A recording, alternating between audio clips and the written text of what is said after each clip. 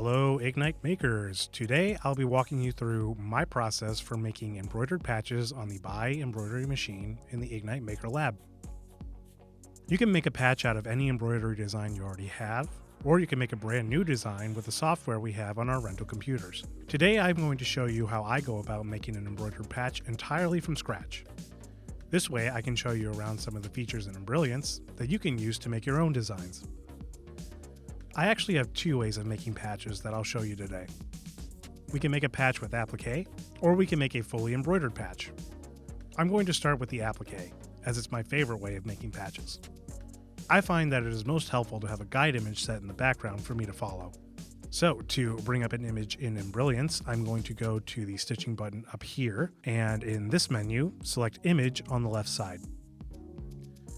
There we can see the background image has been imported into our workspace.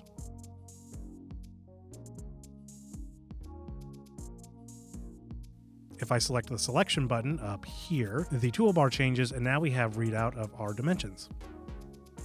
I'll input the desired dimensions in here, then I'm ready to start drawing in my design elements. Let's start with this tool here that we can use to make rectangles, circles, simple shapes like that.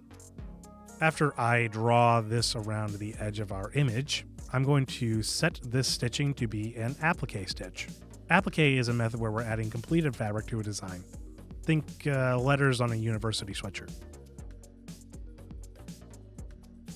I will turn off E-stitching so that it's just a single line. This creates one single line of stitching around the edge of our soon-to-be fabric backing. This will all start to come together once we get to our hooping. For now, just bear with me. I want to add a takedown stitch next to secure the backing fabric in place. By enabling this material button, we can add this second line of stitching for that takedown stitch. Adjusting the offset just a bit inward, you can see what I mean. We now have two singular lines of stitching to trace and secure our backing fabric to the stabilizer. Again, I promise that'll make more sense later. Next, let's build the satin column border around the patch.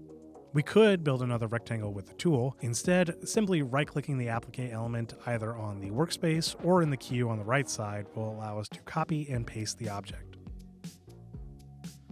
I want the border to hide this takedown stitch, so this placement right over the top will be perfect.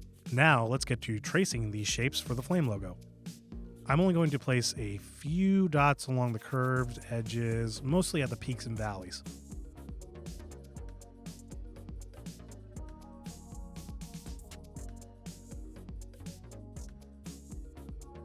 Once we make it back around, I can right-click to finish off the shape.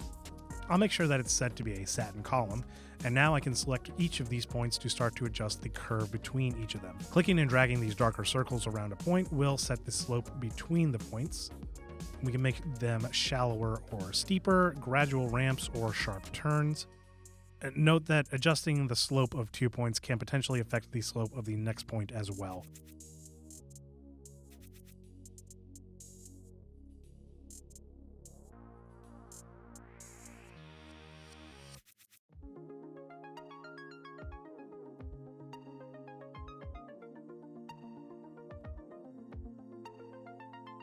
Over here in the Properties tab, I can start to change the density of the stitching, the pattern in the column, all kinds of properties of the stitching.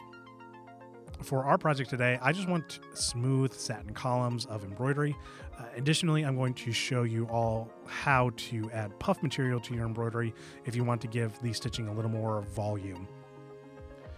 Puff material works best with satin borders and columns, and this continuous border won't need any special attention. But for each of these columns of the flame logo, all we need to do is head to this tab and select Foam End.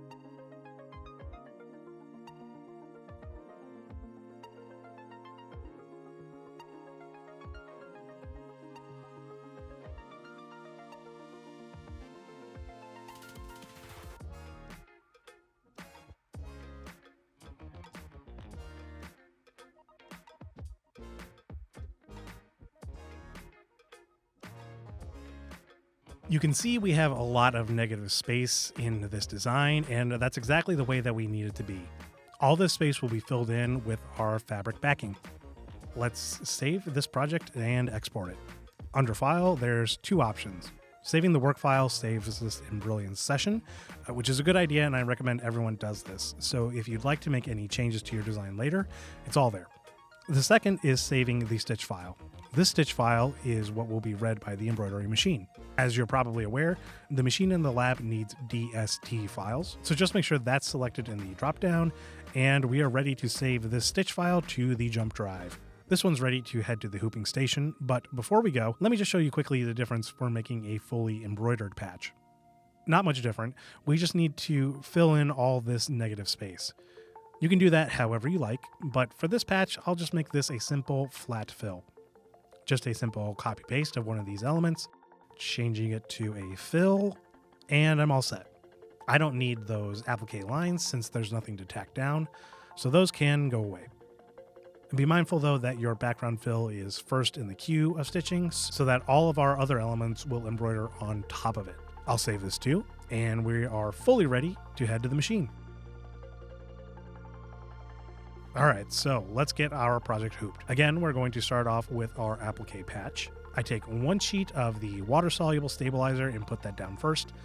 Then I layer 2 sheets of the tearaway stabilizer on top of the water-soluble. Now, you can use some cutaway if that's your preference, but that's entirely dependent on how much work you want to do at the finishing stage.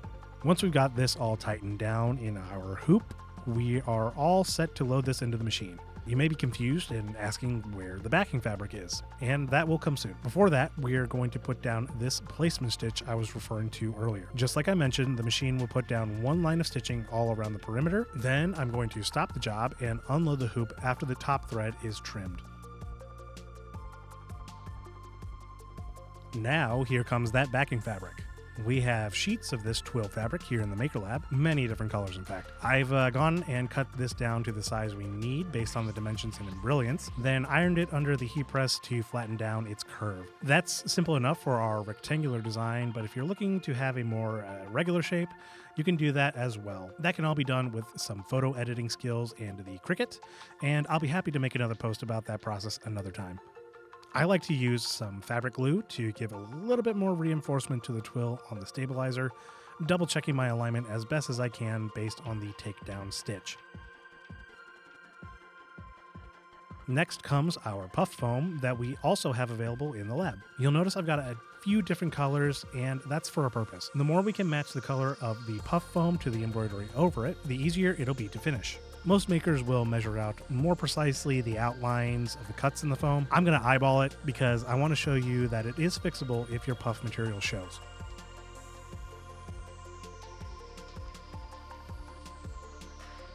Once I'm satisfied it's as good as it can be, back onto the machine the hoop goes. Our takedown stitch follows around the edge of the twill fabric to secure it in place. And now we've got a solid, unmoving base to embroider out the rest of our design on.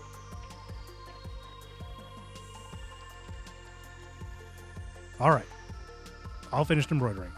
Let's take our patch, get it unhooped, and get it all finished up. Just like it says on the tin, this tearaway stabilizer comes off with little effort. The water soluble isn't too bad either, and I like to remove as much as I can right up to the edge of the patch.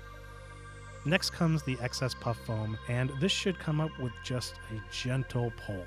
Now, some other tools we'll need: a heat gun for shrinking down that puff foam, and a hot knife for cleaning up the edges. Gently heat the embroidery with the heat gun, and you'll start to see the puff material recede beneath the stitching. With enough time, even the spots where I can see those different colors come through become entirely hidden. That just leaves finishing off all the edges. I've got the knife heated very high, so gloves or other protection are greatly recommended. Gently pass the knife over the edges, taking care not to cut too deep. Some stitches may pop up, and just gently massage those back down and meld them in. The rest of our stabilizer rapidly recedes, and any areas where the twill is showing will quickly and cleanly be cut away. And after all that, we've got our finished twill back patch. Machine next.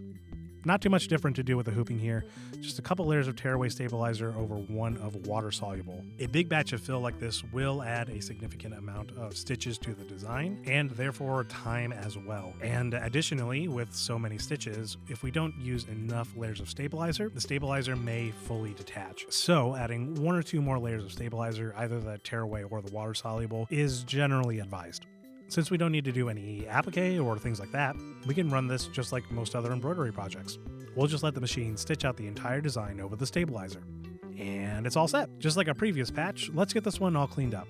No need for a heat gun this time, just tearing away our excess stabilizer, hot knifing around the edges, and finally watering down the last of that water-soluble stabilizer. Last step, let's put some iron-on adhesive onto the backs of these patches.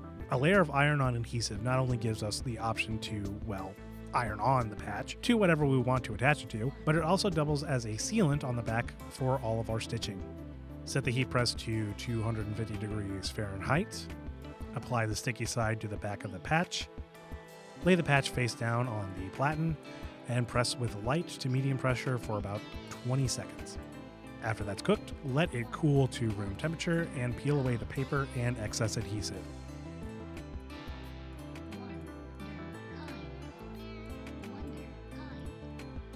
And there we have it. 2 patches, 2 ways. We can't wait to see what you're able to design and make with us on your next visit. Happy making!